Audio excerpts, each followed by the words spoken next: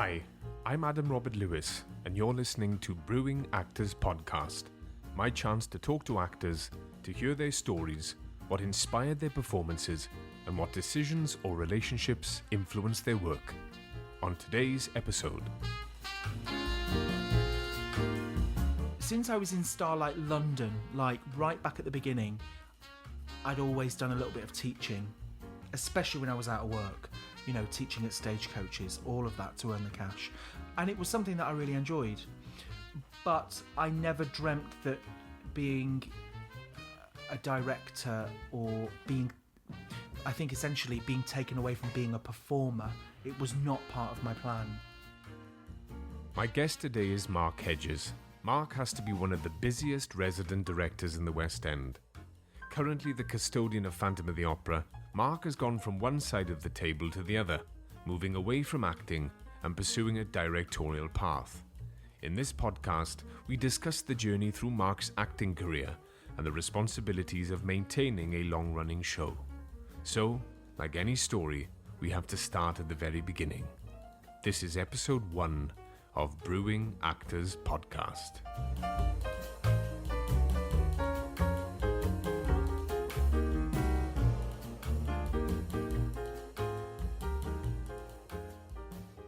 I was born in Manchester, but my dad was in the army, so we lived abroad for a large portion of my childhood. When my dad came out of the army, my parents moved to Nottinghamshire, where my dad became a policeman. My mum worked for Asda. So no performing arts in the family at all? I am literally the only one. So started secondary school when my dad came out of the army in a little town called Retford in Nottinghamshire, which is where I started performing essentially with the school, really. So that was your first moment of treading the board at school? That was it, school. Right. And then one of the girls in my class at school, her parents were very heavily involved in the local operatic society, right, and she knew that I loved performing in the school plays, and the operatic society were setting up a children's section to the society, and just asked me if I'd be interested in being part of the this youth group, if you like, and I joined. And then as I got older and I suppose the love of the theatre was starting to overtake me, I suppose. Do you think the sort of amateur operatic scene is a great grounding for any performer? Brilliant. I had the best years doing the operatic shows, and still have some of my closest friends are still in there. I don't really talk to any of my school friends at all, but I'm still. You've got great friends. I mean, even just 2 weeks ago, two of the girls who I used to do shows with when I was a teenager, the three of us all went to see Six. You know, right. We're still all really, really good mates. I'm the same. I started doing amateur theatre, and I've still got some great friends from those times. I remember being on one of one show that I worked on, and one of the girls in the show, this is as a professional, as an adult, right. One of the girls in the show, we were discussing what we were going to do at the weekend, and I happened to mention that I was going back to my old operatic society to watch their panto, and she couldn't believe that I was still, part of that world, and it meant so much to me back then, and I feel like that's where it all started. Yeah. It's like rep, isn't it? Yeah. I couldn't get over how many shows an amateur company will put on in a year. No professional show. Absolutely. No professional production company ever puts that many. You did 2 shows, a musical, yeah, and then a guaranteed panto at Christmas. Yeah. I learned so much. Concerts. Fundraising events. So you did that for how many years, do you think? I think I did that for about 6 years. While you were at primary or secondary? Secondary right. school, and then into my late teens. And even when I went to college, my parents, unfortunately, couldn't really afford to send me to a London college. So what did they say when did they have the chat, Mark? What would you like to do? And what did they you were say? so unbelievably supportive. Oh, right. Yeah, I just knew that it was all I could do, and my dad didn't try and push me to go into the police force or to go into the army. Right. You know, they were incredibly supportive. I would not be where I am now without their support from all the way back then. Did you have a training, a school in mind? A drama school in mind? I auditioned for a number of drama schools. I auditioned for GSA, Arts Ed, but unfortunately for me, it was fees back then were worked out on how much your parents earned. Okay. And because my dad was in the police force, he was over the threshold for me to get any form of scholarships. So you from couldn't get any schools. grants? No Nothing. grants, nothing. And actually my parents couldn't afford the fees for a London school. And we'd heard of this school called the Midlands Academy of Dance and Drama in Nottingham. And the course was adequate enough. It was a musical theatre course. There was dance there, there was singing there, there was acting there, and actually it was a brilliant, brilliant training ground. Did you think, though, I hear so much these days, people say, oh, if I didn't get into Mountfield, Arts Ed, GSA, RADA, that's it, pointless. Why would you pursue this career if you're not going to get into the... Did you think that would be the case, or did you just think... No, I didn't. I don't think it was as much as a taboo subject as it is now. I personally still don't think it matters where you train. No, I agree. It's about who you are and what you have and what you put into your training, and then yourself when you've graduated. I didn't leave college with an agent because that wasn't an option for me. We didn't have an agent showcase. So, what age were you going into Midlands? I was 16. So that young. Yeah.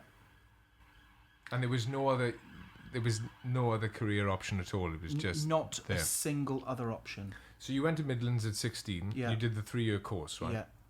And then you covered all sorts, dance. All of the subjects at a drama school: dance, singing, acting, stage fighting. It was a brilliant, brilliant course. Is it still going now? Yeah, still going now. Do you have association with them now? Yeah, I stage, choreograph and direct things for their shows. They have evolved so much. They now do a London showcase where they're, that wasn't, as I say, when I graduated, that wasn't an option. But they've moved with the times. So, I'm always back there working with them. So you did the 3 years of drama school. You graduated. Mm-hmm. What next? Then I saw an audition in the stage for a production of Little Shop of Horrors that was going to the Edinburgh Festival. They were auditioning at Lipper, and I went off to it. And when I got there, I was faced with choreography that was very commercial. And having trained on a musical theatre course, I wasn't particularly a commercial dancer. I was never going to go into working with pop stars or pop videos and all of that. But that was the style of the choreography, and I must have been all right at it because I got it, and it was the most brilliant summer season at the Edinburgh Festival. So what did you do? What were you cast as? I was in the ensemble. Right. And covered Mr. Mushnick. Right. And Zoo Nation. Oh, right. Zoo Nation, who produced it, Kate Prince, who is the founder of Zoo Nation, her background, it's very hip hop. So the show, it had no set. The actors were the set. It was very immersive. It was an absolutely brilliant production. Can you remember the reviews? Oh no. No idea. I mean, it went down really well. And how long was it? How long was the run? We did the whole of the summer season. We were really lucky. We were there for I mean, I can't even remember how long that season is now at the festival. I've never been, so I'm not sure. But it was great to I lived on the Royal Mile.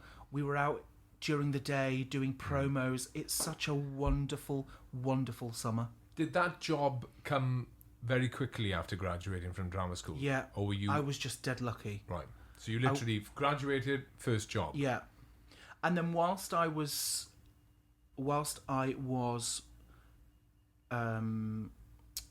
doing Little Shop, again, still had no agent, didn't have that option. Saw in the stage again, open auditions for Starlight Express. Right. So I remember on a day off from Little Shop, travelled to London, went to an open audition for Starlight, got a recall on the day. What is that like, an open how long had it been running at that point? Starlight? Yeah. It had been running, I think, 19 years. Right, so a long-running show. Yeah, long-running show. I having just left a college in the Midlands and having just done a great job, even though, it wasn't West End, it wasn't a tour, it was a relatively low budget but decent production of Little Shop of Horrors in Edinburgh. I had no expectations of getting a West End gig. It was purely as an exercise to get my auditioning skills up. A couple of us went, and I got a recall on the day, which totally blew my mind. And then over the course of the next couple of weeks, finishing Little Shop and then carrying on auditioning, I just randomly got that job as well. It just all was fell the audition into place. Process tough? Was it Starlight, tough? Yeah, it was really tough. How many rounds? And back then, I remember there were about 6 or 7 rounds, and then I remember my mum and dad. My mum, because we didn't have mobile phones back then. I called my mum, and she said, "Oh, I've had this gentleman on the phone today called Stephen Crockett." And I was like, "Oh, right, okay, yeah. What?" She says, "Oh, he says he wants just to let you know that they want you to go to skate school." Because back on the original, the original Starlight Express, before you got the job, you do your series of auditions, and then you'd do a week skate school where they would see what you're like on the skates and whether there is potential for you to be in the show. Right. So that's still part of the audition process. Still to this day. Yeah. Right. So I did that for a week, and then I remember I didn't hear for weeks and weeks and weeks, and I thought, oh no, I haven't got this. And then I randomly got Starlight in the West End. I mean, it was. What was that like, getting that call? Oh, I suppose your mother got the call, or did you get the call? Again, I didn't have a mobile phone. It was to my parents' house. Pass on the message. Pass on the message. Mark's got the job. It was mind blowing. So that was your West End debut. Yeah. And ensemble? No, I joined. Yes, ensemble. I joined as Turnov, the Russian train, and understudied Dustin. And then in my second year, I became a swing, and I kept the Dustin cover, but also took a Rusty cover as well. Right. And did 2 years, and then it closed. Right. So that was actually really wonderful to be part of the final London production of that original show. So 2 years. It was amazing. So you finished in Starlight. Yeah. What next? Then I had. Did you get an agent from doing Starlight? How did you? Still didn't have an agent. You didn't have an agent. Still didn't have an agent. Then I experienced my first time of being out of work. Right. Spent 6 months out of work, working in a bar, standing in Euston Station, giving out leaflets, Actimel or whatever it was, auditioning, going to open auditions, and still didn't have this agent. I mean, again, the agents back then, it wasn't as. It wasn't like it is now. Having an agent now is the be all and end all of an actor's existence, wanting to be with the best agent in the industry. Yeah, I think it's tough to get seen if you don't have an agent. Yeah, now. Yes, it is. People are afraid. I don't think especially now because they don't do open auditions for anything. True. Really. And I think people are, I don't know, they're unwilling to take risks. Yeah. There's no validation, is there? By having an agent, people go, validation. Yeah. And then it goes down to where did they train. But essentially, your agent is your validation, I find, nowadays. So I still didn't have one when I left Starlight. Did you invite any agents? No, because that wasn't... You didn't do that, right. There was much more of a bohemian essence to the industry. I mean, this was like 20 years ago. A business calculating decisions. It didn't feel like that. No. And I was going to all these open auditions still, and I'd been auditioning for the production of Chicago, the original revival at the Adelphi. Right. And I'd had one audition, and I went... this particular day, I went to my recall. And in the recall, again, it was Stephen Crockett, who I'd kind of built up this relationship with him. And back then, you could call the casting director and have a conversation with them and say, you know, would you see me for Chicago? Right. Which he did, which was amazing. Anyway, I'm in this recall for Chicago, and I can really feel him looking at me, and I'm thinking, I can totally remember feeling that I'd done something wrong, or that they were hating everything I was doing. Finished the dance call, sent everybody out. The person that was signing people in asked me to go back into the room, and Stephen Crockett said to me, "Oh, you're not working at the moment, are you?" And I said no, and he said, "And you've not got any jobs in the pipeline?" And I said no, and he was like, "Right, I need a boy swing on Jerry Springer the Opera. We're auditioning in half an hour at the National. Can you go?"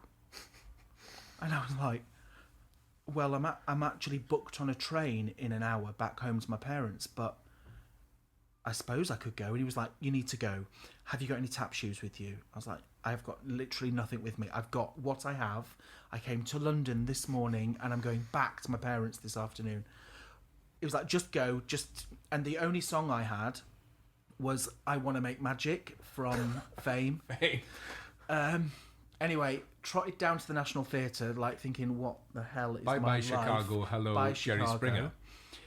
Turned up at the National at the stage door. They took me upstairs, and there were about 6 or 7. I can't remember how many boys. A group of boys there. We all went into the rehearsal studio in the lunch break of the rehearsals, because they'd already started rehearsals. All right. We auditioned. I auditioned. I was the only boy there with no tap shoes, and the worst song imaginable for that genre of show. Did the dance. They then cut and asked a couple of us to stay and sing. I sang, like, so mortified at having "I Want to Make Magic" from Fame. They sent us all out, and then someone came out and asked me to go back in the room, and they offered me it there and then. My God. And I started rehearsals the next day. So I didn't even go back to my mum's that night. So was Stephen Crockett in your Jerry Springer audition? No, he'd obviously phoned. It was David Grindrod who was in the audition. So and he knew they were looking for somebody. They were looking for a boy swing. They'd started rehearsals on the Monday. This was on the Wednesday. They'd realised that they needed an extra boy and an extra girl.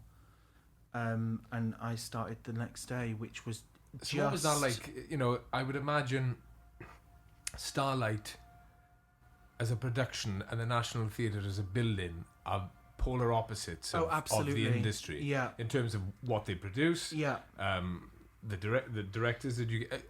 everything. The people that they employ. Everybody. In every sense. The directors, the choreographers, the actors. How did you feel a little... I just could not believe it was happening. It felt...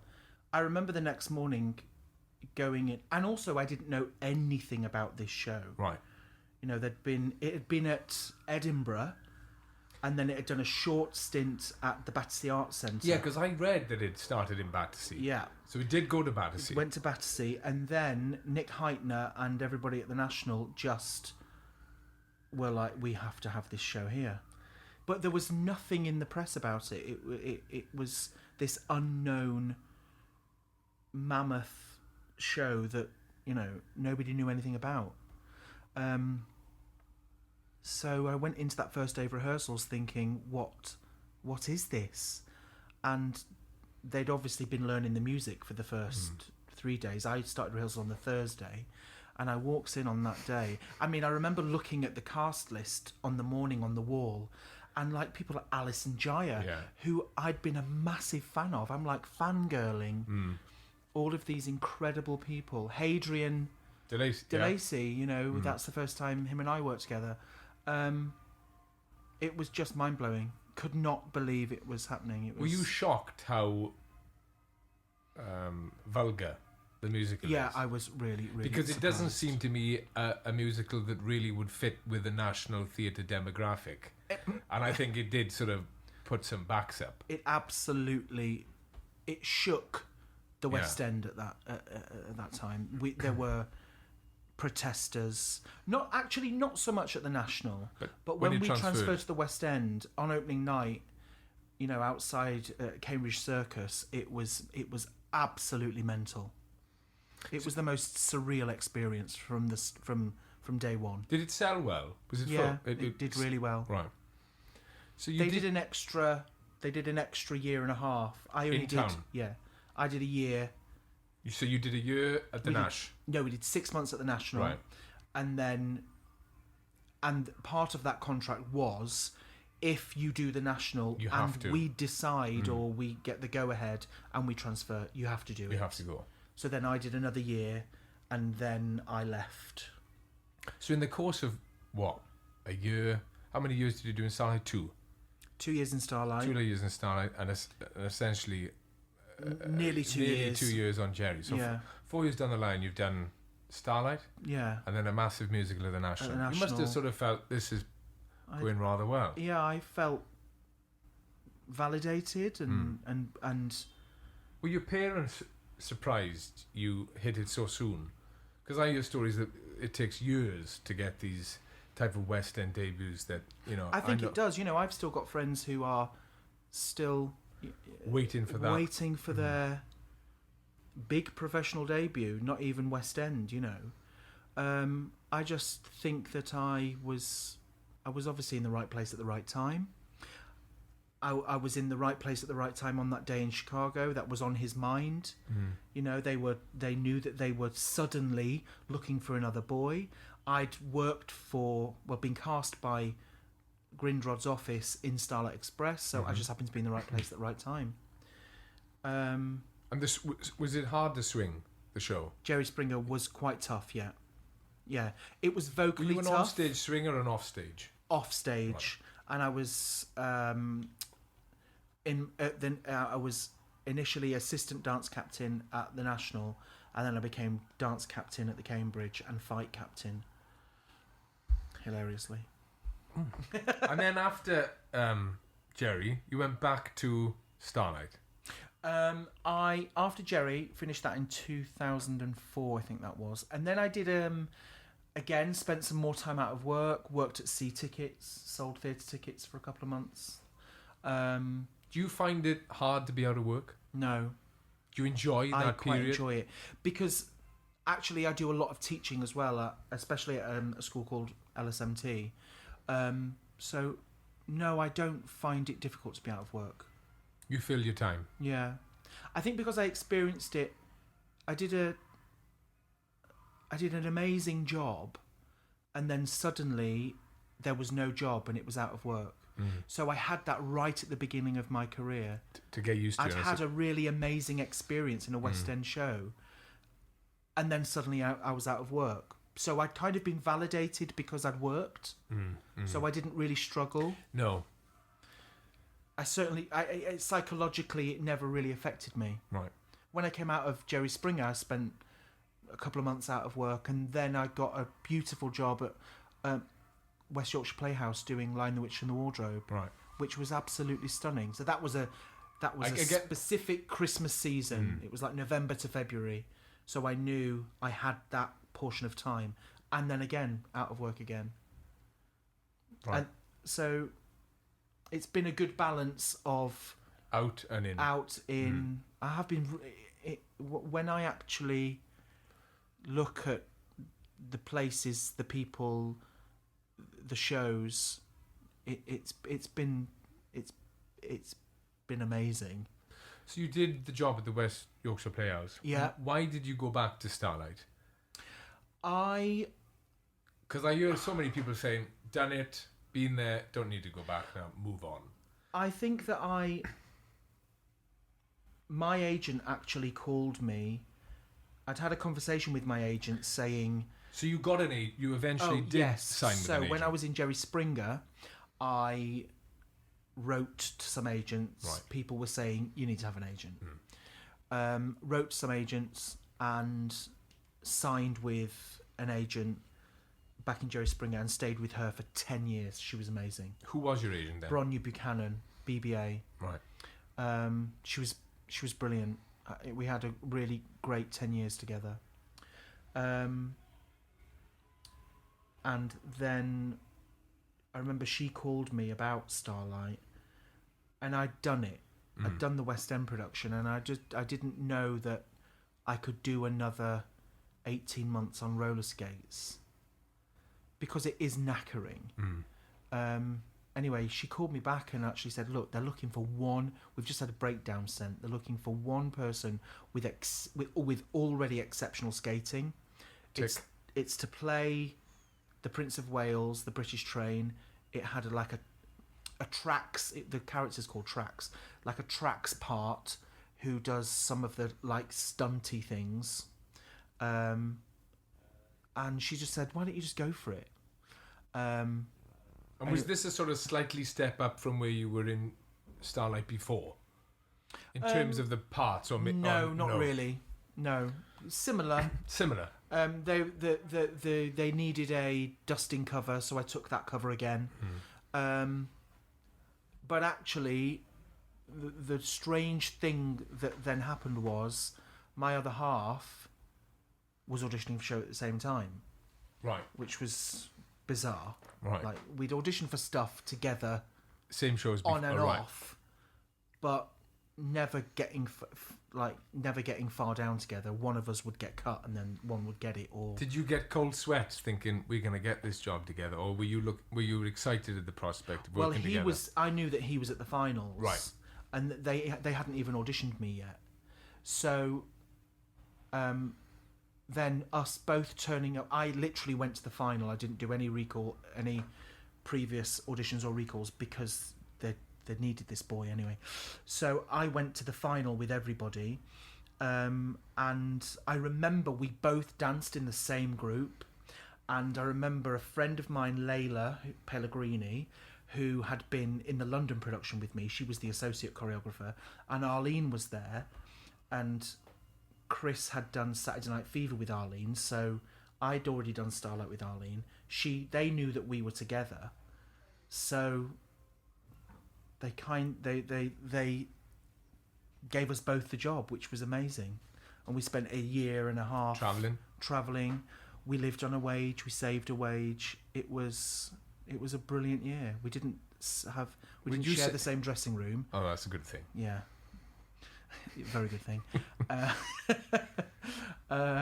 Yeah, it was great. It was a good year. We worked together. It was great fun. We saw the UK together. We went to Scandinavia. And again, the thing about Starlight is very much like this building, actually. It's such a family. It uses unique, beautiful, brilliant people. They employ lovely, lovely people. So we had it was lovely to go back to it, especially having done the show in London, that massive version, to then doing a smaller, compact version. It was like doing a different show. Right. Different challenges. Yeah, different design, different, obviously, very similar choreography, but because of the nature of the fact that it was a UK tour, and they couldn't tour a massive set like London, it was a more compact version, right, but still a brilliant experience. You did 18 months. I did 18 months on that. So where did you have a plan where you'd like to go next? Because you've sort of got a few musicals and shows under your belt now, and I think most performers are like, right now I'm going to sort of decide this is my next route. I was just happy to be working. I'm not an overly ambitious human being, really. I like being employed. I like obviously earning money, but it can I think come I'm in probably various more forms. ambitious now. Right. But back then, I was just really thrilled to be Working. being given these ridiculous opportunities, doing something that I started doing as a bit of fun when I was a teenager. Because essentially it's the same thing. Yeah. I was, back when I was in The King and I and all of those shows back when I was a kid, it's exactly the same. You're just earning a wage. You just get paid for it. You get paid. So Les Mis next. Yeah, my age, again, I remember the phone call. I was in Aberdeen with Starlight, and Bronya called me and said, "Oh, you've got an audition for Les Mis." And I'd auditioned for Les Mis twice previously in my career. I never even got a recall. So I was like, do you know what? I'm in Aberdeen. I'm not making that trip. If you look at my CV, I'm not really a Les Mis type person. They obviously don't think I am. So I'm not going to waste my cash on the fare there, and I'm not going to waste their time. And she was like, "You're going to the audition. It's Cameron's office. You can't not go to the audition." And I went to the audition and got recalls. And then I remember we were in Plymouth, was our last venue for the Starlight tour. And my final was on Valentine's Day. And it was a Tuesday. I remember this so well. Went to the final, and they kept us there for such all day. And there was I said when I went into them on the day, I have to leave at this time because I've got to get a train to Plymouth. And Plymouth to do the show that night. Missed the train. Did a stonking final audition, but missed the train. Ended up missing the show. Didn't get into trouble, but it was not received with open arms that I wouldn't be there. Anyway, did the final, and randomly again, another amazing gift of the show that really changed my life in so many ways. It was the show that I grew up listening to with my parents. My dad is such a frustrated Javert. Right. Always on in the car, going on holiday. Right. Is that his favourite musical? Oh, he's just... So getting that was more of a gift for them than it was for me. I felt like that getting this job. Oh, it's just... My parents lap it up. Yeah. Far more than I could ever do. Because it's my job. I have to come to work. That was my way of saying to them, thank you for, everything. Believing in you. Believing, trusting, financially, everything that you've and still do for me. It was amazing. And that's the first time you were introduced to CML. CML, yeah. So I joined there as a swing. Was there a trend of the type of jobs you were getting? Swing? It was swing, yeah. I was getting dance captains. I was getting... And was that something that you enjoyed doing? Yeah. Because getting those type of positions, dance captain, assistant, children's director, and all these, it sort of leads you on that path to the creative side, the other side of the table, if you like. I never knew that what I do now was in my grasp future. Right. It was not part of my plan. You didn't even think, in a few years I'd like to transition? No. I'd since I was in Starlight London, like right back at the beginning, I'd always done a little bit of teaching, especially when I was out of work, teaching at stagecoaches, all of that to earn the cash. And it was something that I really enjoyed. But I never dreamt that being a director or essentially being taken away from being a performer, it was not part of my plan. It's Les Mis that did that for me.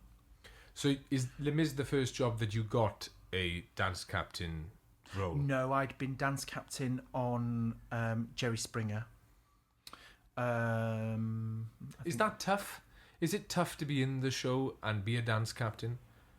Because you have to sort of sit outside the... Yeah, and you go on stage with those people, yet you're responsible for... And you're responsible for the quality of the show. Yeah. And you're not part of the creative team in any way. No. But you do bridge the gap. You are bridging the gap. Yeah, and people do think that,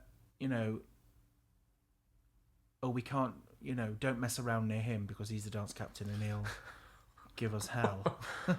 So there is a bit of a divide from some people, not from others. It's not across the board, but it is a hard role. When was the sort of realization for you? Because after Les Mis, you also did Oliver. Yeah, I did another CML show. Yeah, I did Les Mis for 3 years. The first 2 years was as swing understudy Thénardier. Right. And going into my third year, I wanted something new as a challenge. I knew I wanted to stay because it was going into its 25th year, and I'd heard on the grapevine, big massive celebration. There'd been all that chat about, they're going to get this person to come in and that person. So I knew that I wanted to stay for that. But psychologically, I needed something else, whether it be to move... I was second cover Thénardier, whether it was moving up to Thénardier, or whether it was becoming dance captain. And I asked for one of those things. Right. And they kept me as second cover Thénardier, but gave me the dance captain responsibility, which at Les Mis, it's a massive, massive job. You have to do the cut list, You do right? the cut list. You're essentially you audition and rehearse the kids. So was that your first taste of the children's director? Yeah, and I absolutely loved it. I suddenly had this responsibility and opinion, and I absolutely loved it. And actually, I was leaving Les Mis, not still auditioning for shows. I auditioned for this. I was in recalls for Matilda, and then Cameron's office were taking out the tour of Oliver from the lane that was going on the road, and my agent Bronya, who was still my agent at the time, she called me and said, we've had Cameron's office on the phone and they would be interested in you becoming the children's director on the Oliver tour. And at that time I was still, is there an opportunity for me still to be in the show? And she went back and, as a swing, and they came back and said, no, it's creative. The role is too big for him to be in the show as well. And actually then they said, well, would you like to audition for the show as well? Right. So we're happy to audition him for the show, or we're happy to consider him for this children's director. So they were auditioning me and interviewing me at the same time for these two different roles. Right.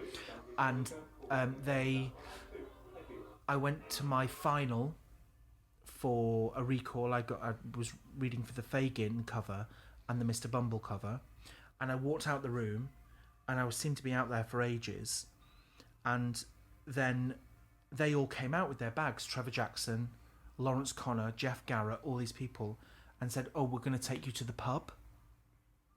And I was like, oh, right, okay. So I'm trots off to the pub with all these people who were like, CML gods who I'd heard of and never been to the pub with. Yeah, especially like Trevor Jackson and all of those people. And they were interviewing me. It was like a final interview, really, for the children's director. Not to perform. And how did that? Were you okay with that? Because there's a transition year now. Well, this was. I was kind of in a daze, really. I couldn't really believe that I was stood in the pub with these guys being quizzed about what my experience was of this type of work. Working with teams of kids, working on a huge production of this scale. And a couple after that, obviously went home, and it wasn't for another. I think it must have been about 3 weeks that I got the phone call to say we want him to be the children's director. And actually, it was my agent it was Bronya that persuaded me to do the job, because in my head I was still a performer. I was still auditioning for other shows. Right. And it was her that said, so you hadn't closed the door on performing, it was just still very open. Not at all. It was her that said, it's a year out of your life. Go and do it. Be employed. Learning a different skill, I guess. And I haven't performed since. Since then? Since then. That was 2011. And it was the transition happened without me even knowing it. I had no part of it. So from obviously auditioning for the Oliver Show, then being offered the children's director, since then, have you had to audition for positions? Oh, what do you... Well, I mean, the children's director of Poppins. I had interviews, so now you go from auditions to interviews, which is really different. How different are they? Well, it's like meeting... my Poppins interview was going for a glass of wine at Soho House with, again, directors that have worked for CML a lot that I've never met. Right. With Trevor Jackson... But it's such a different, it's so close up and intense. In an audition, you go in, you show them what you've got, and you leave. Yeah. But in an audition, in an interview, it's personal. It's there in front of you. There are questions that you have to quick fire and think on the spot and answer. But then I'd already got with Poppins. It felt easy because I'd kind of grown up with the company. Right. Yeah. I'd been fortunate at Les Mis to have phenomenal resident directors who it was like my university. Learning from these amazing people, and because the dance captain at Les Mis, you're really involved with the director.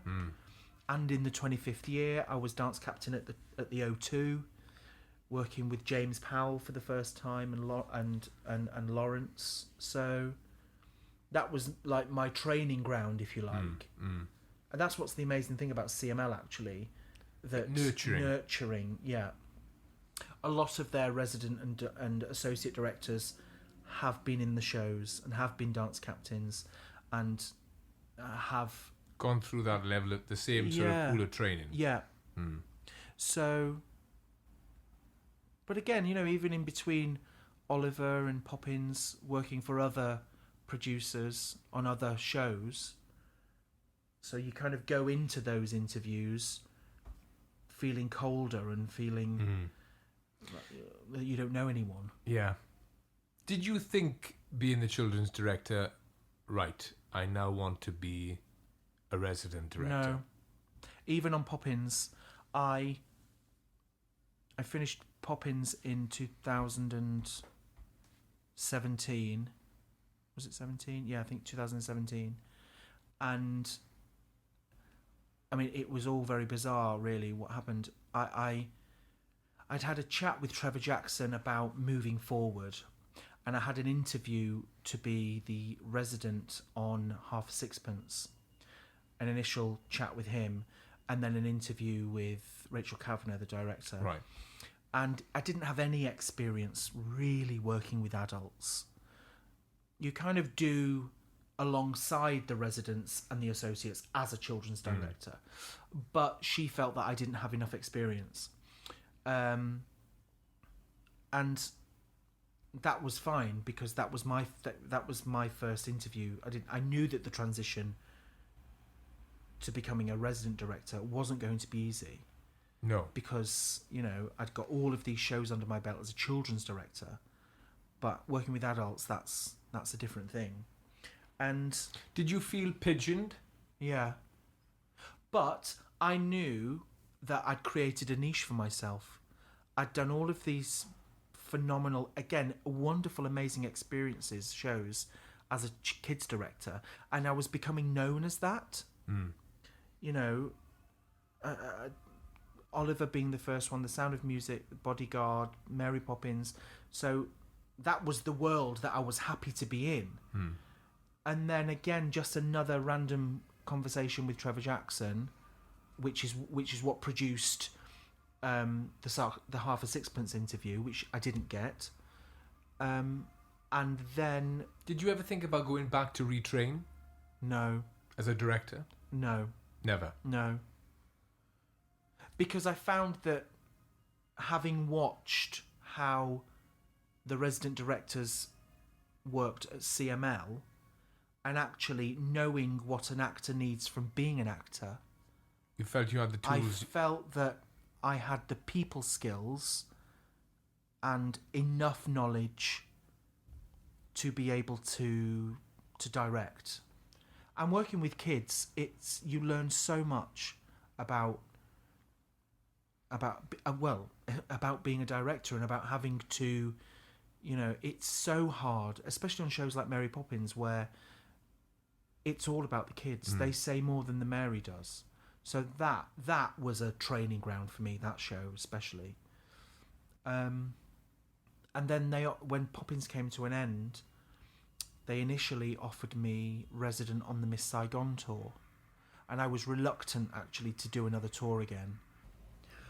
But I also knew that I needed another job, and so accepted the tour of Saigon, started booking digs, and looking forward to doing a show that I hadn't done before. It was also my first big job as a resident director.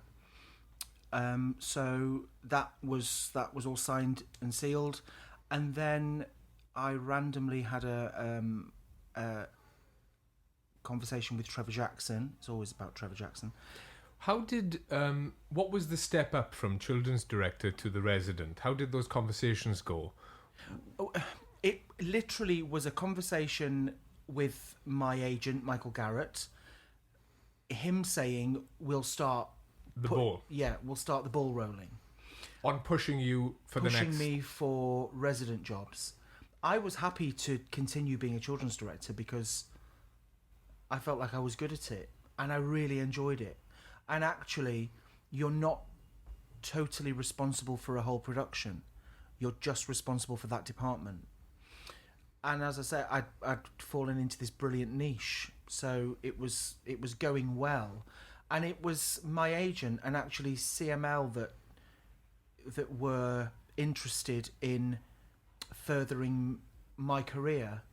So it was Trev that, you know, came to me and said about the Miss Saigon tour, and I got it, and that was all signed, as I say, signed and sealed. And then they, just as a change of tact, they were looking for a new resident here in London for Phantom, and they asked me if I would consider swapping to Phantom London rather than doing the Miss Saigon tour. So did they give you that option, or was it more a case of, we've decided you're going to do Phantom? It was. They just said it was a choice. Why did you choose Phantom over Saigon? Was it just on the fact of the touring? No, I felt that it was to do with touring, yes, but actually, I felt that going on the road on a big show that I was really excited to do, I actually felt that I would be alone. And with a show in London, you know, the office is really close, and they're on hand, and the associate directors here, who are both, you know, wonderful directors in their own right, and also really good friends of mine, I knew that support was a good step for your first resident director job. Yeah. And actually, there was something quite historically beautiful about the fact that Phantom was the first musical I ever saw. And, Really? Yeah. And I just felt that I didn't know the show in the detail that I obviously do now know it, but I knew the show, and it was another show that I'd grown up with. When did you see it? Can you remember? Yeah, I was 13. Right. It was the tour. It was in Manchester. In Manchester. Mark McKerricker was the Phantom. Sandra Dugdale was Carlotta. Oh, fantastic. Sarah Ryan, who I worked with in Jerry Springer, she was Christine. And I just remember it being a life-changing experience. I couldn't believe. I went with the Operatic Society. Right. Joined this Operatic Society, suddenly doing all these shows. Trips. There's now a trip to the Manchester Palace to see Phantom. I remember sitting in those green seats in that theatre, walking into that auditorium for the first time, and it just affirmed everything for me. So when they offered me Phantom, it was a no-brainer. I didn't want to go away on tour. Miss Saigon is a show that I would love to do in the future, but I just felt that as my first job in a new position, that was the correct choice to make, and it was by far. I mean, it's just been unbelievable. Did you have to have any sign-off from Hal Prince? Not, to my knowledge, not from Hal. I had to meet Andrew. Obviously, I knew Cameron from doing 3 of his other shows. So Trevor and I went to Andrew's house to have a meeting, chat.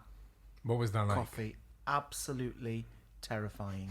But Andrew was so wonderful. And he had my CV there in front of him, and he could see that I'd done Starlight Express, so we had a bit of a common ground. Mm-hmm. We talked about that. He talked beautifully about the history of the show and what the show means to him and what he feels the show is, and that was...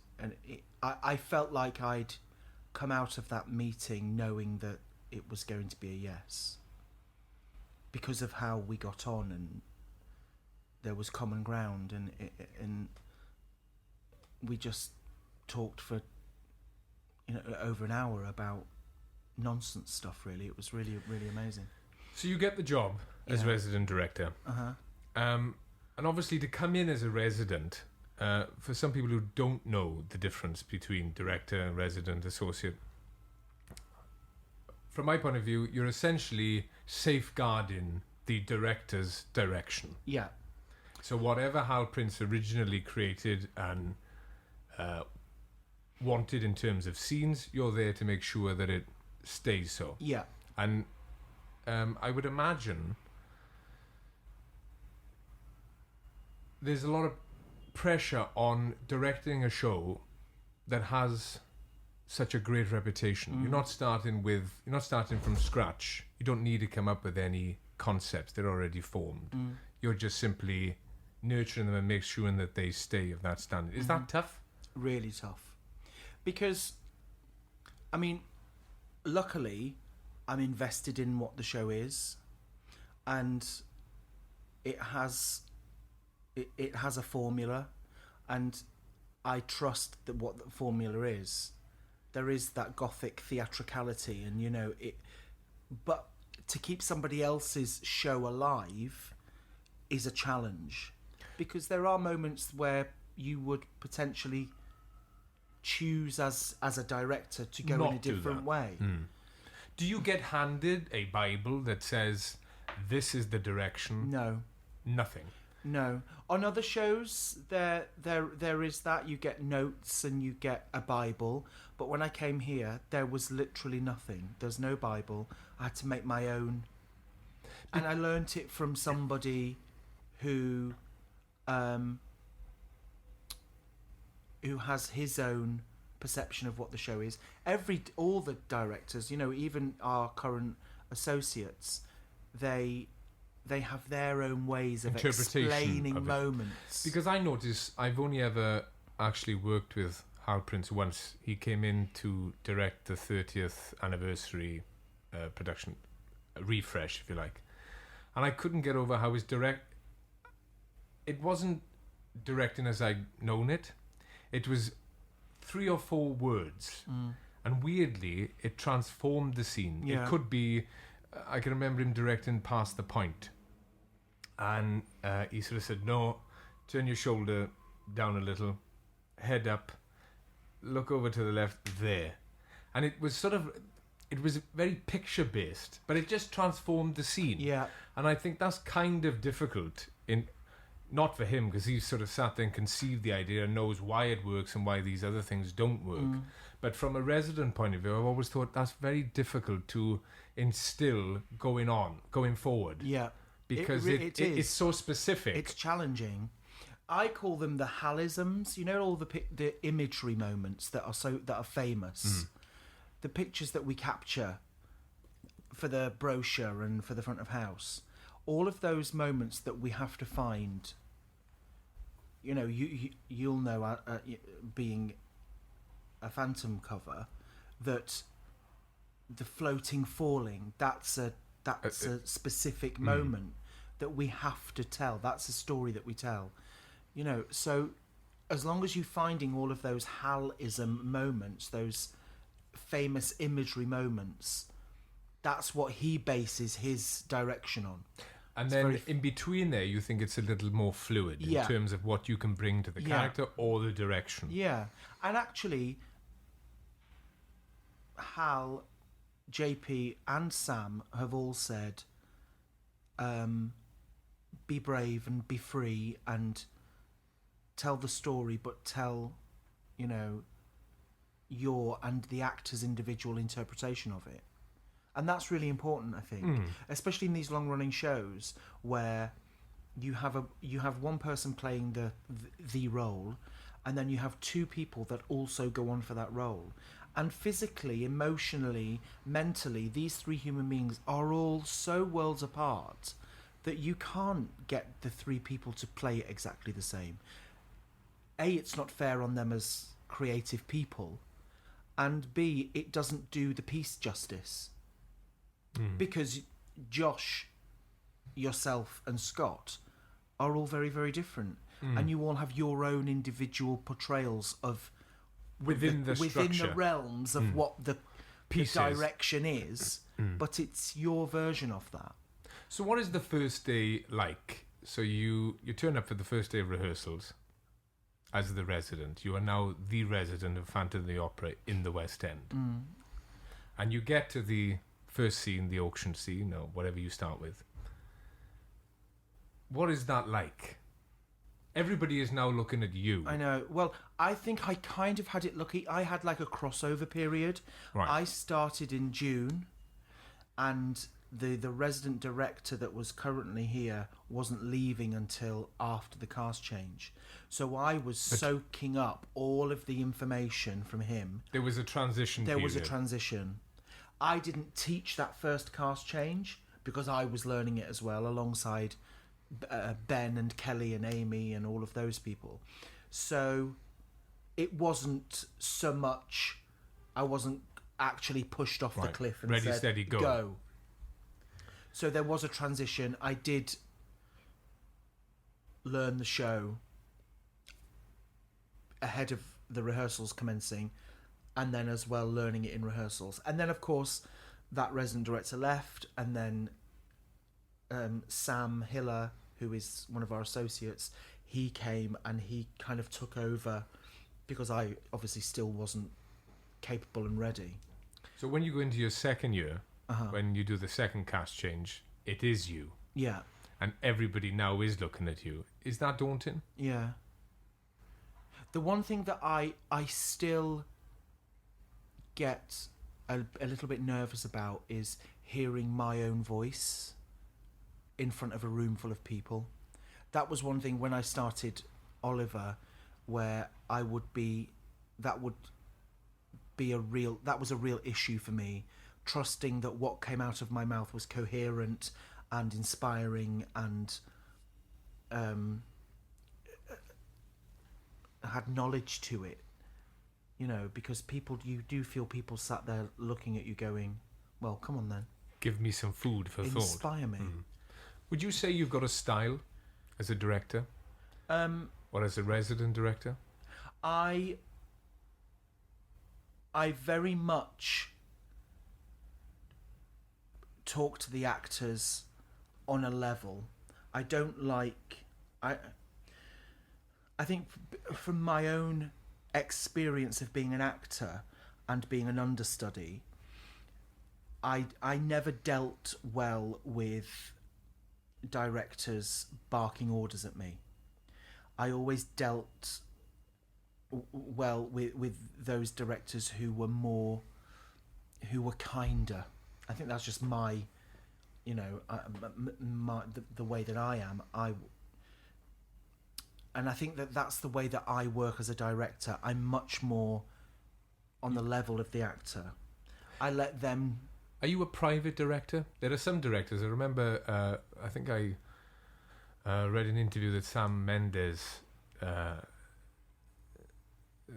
was quoted saying when he first started out as a director, he was afraid of addressing people openly. He would be pulling people into the corners, and he was afraid to express his directing openly. Yeah, in front of a room. In front of a room. Yeah. Sometimes yes, sometimes no. It depends on who's there. Do you direct people? I suppose everybody's different. Every actor's different. Everybody's got different needs. Do you find yourself directing them based on your relationship with them, or what you know they need as a performer? Yeah.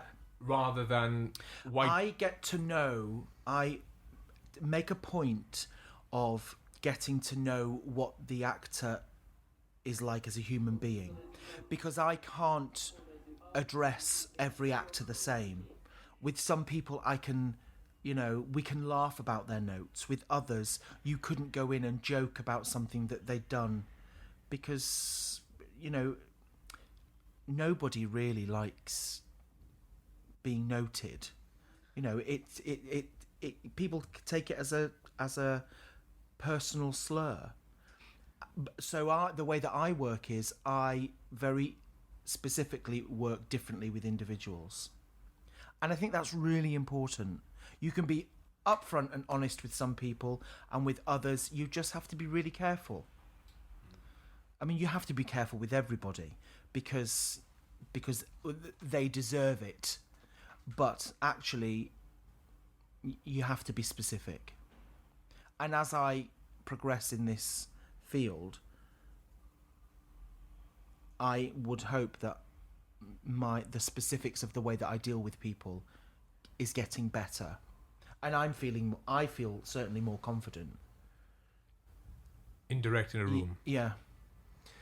So, to sort of finish, really, I found a few quotes that directors have said in the past, and one of them said, "Before you can start rehearsing, a director has to live and play the roles in his mind." I just wondered, I thought that's a really interesting concept. Do you do that? I think I do a little bit, yeah. Because I come from a dance background. The physical of the character is really important to me. So if I can physically feel what that character is feeling, it really helps me, and it helps me get my point across with regards to the emotion of the scene, the emotion of the line, the emotion of the relationship between this character and this character. So I think I do definitely take on all of their... I definitely do in this show. Do you find yourself acting out the scenes? Oh, yeah, definitely. In your mind or physically? Both. Right. Yeah.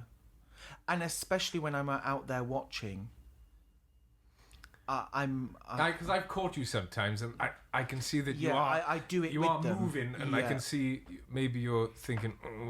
And I feel like I take on I mean, I'm quite an emotional person anyway, and especially when it gets to opening nights and understudies going on for the first time, I am so wound up emotionally for them and wanting them to go out there and be brilliant and be liked by everybody else, but also from my perspective, because of the investment I have put into the actors. What do you think makes great acting? There's so many people. Marlon Brando will say everybody's an actor, everybody lies every day, that's it, end of story. Other actors will say learn your lines, don't bump into the furniture, which is a very sort of British archaic way of looking at acting. And then you've got the sort of maybe the method boys who say, oh, that's terrible, it's all about internal feelings. And then some people say that I'm too busy to be internally feeling anything. I have to hit my mark on this word and I have to do this. What would be your take on what makes great acting? Listening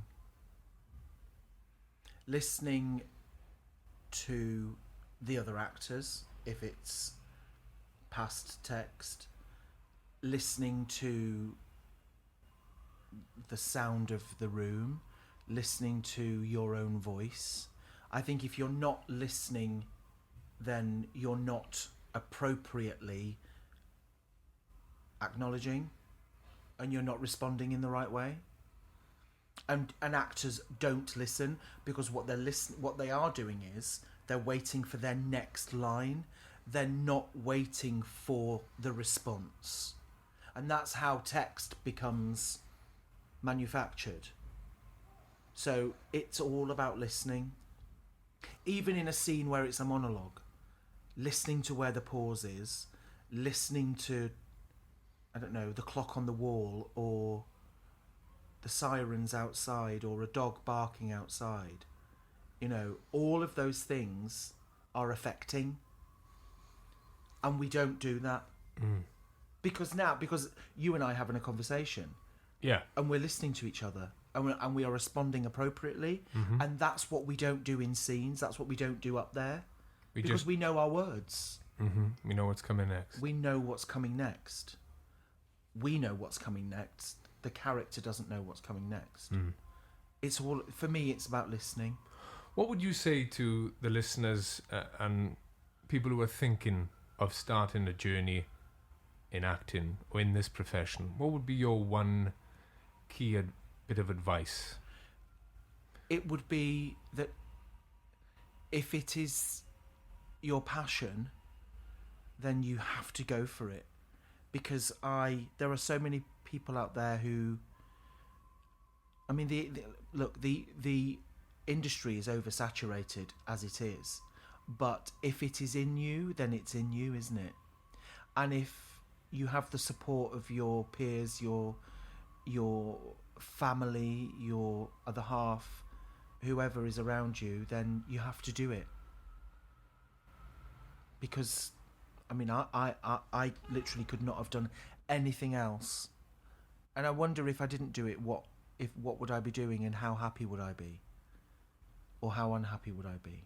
That I hadn't been brave enough to say to my parents, no, I don't want to go to university. I don't want to be a doctor or a lawyer or a policeman or work in Asda like my mum does. Do it. And trust yourself.